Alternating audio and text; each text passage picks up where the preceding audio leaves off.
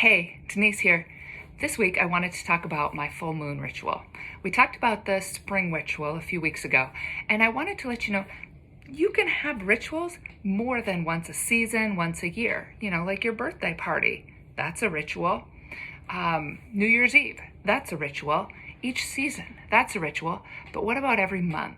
So today I wanted to talk a little bit about the difference between rituals and habits, and then let you in on the full moon ritual that I do every month.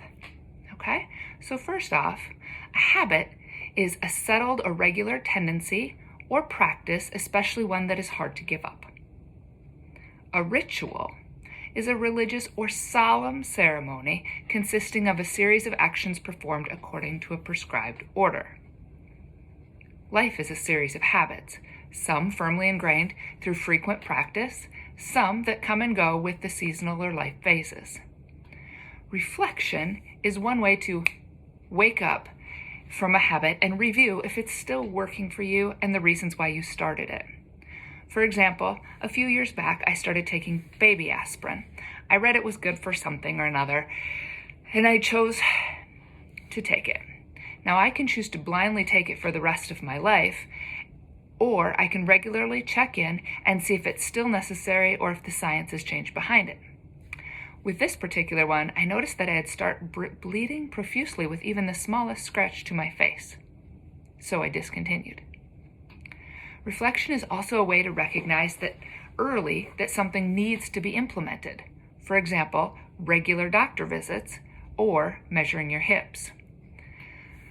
So, how does one know when to reflect? In the case of the doctor visits, the AMA has a recommended visit schedule. My mechanic recommends services based on the mileage of my cars. And I recommend life check-ins at least annually, but maybe on birthdays or New Year's. But what if you're really trying to reach some big goals or you're carrying around some heavy baggage? Then maybe weekly, monthly, even daily. For this reason, I set aside time each month on the new moon to reflect the things I'd like to become, habits or traits I want to add to my life. And then on the full moon, like we're talking about today, I set aside to reflect on habits, traits, and beliefs that no longer serve me and things I'd like to be gone from my life.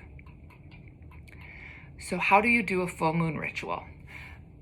Part of the ritual needs to be a habitual practice or a regular ordered practice, right?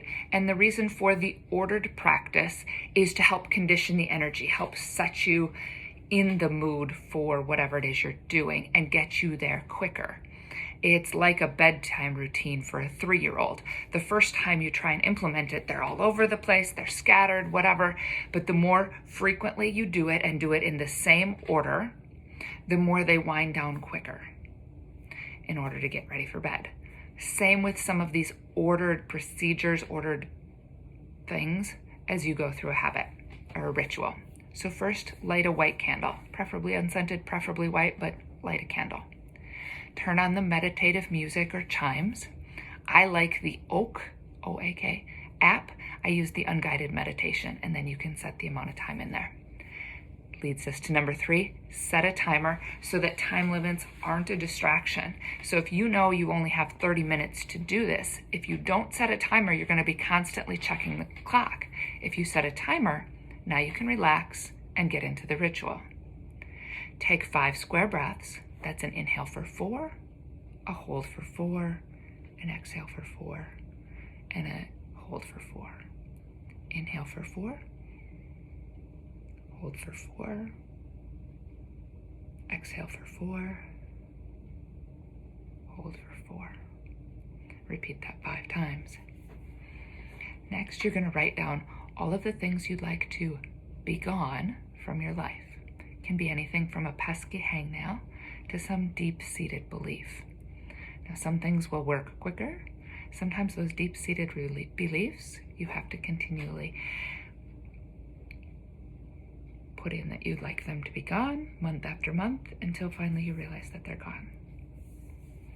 When you're done with your list and you've written everything down that you'd like to be gone, I reread it and As I reread it, I visualize each of the items leaving the bubble that is me.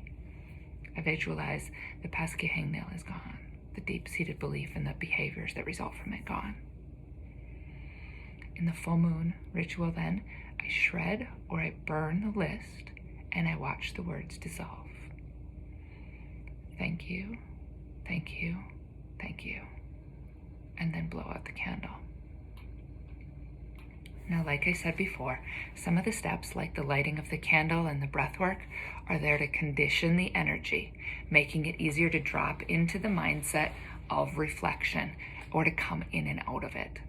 It's the process of making space and tuning in versus standing at the kitchen counter, stirring the dinner, putting away the clean dishes, and thinking with the very corner of your mind, I'd like to be done grocery shopping.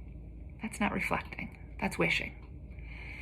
When we reflect with intention, changes happen.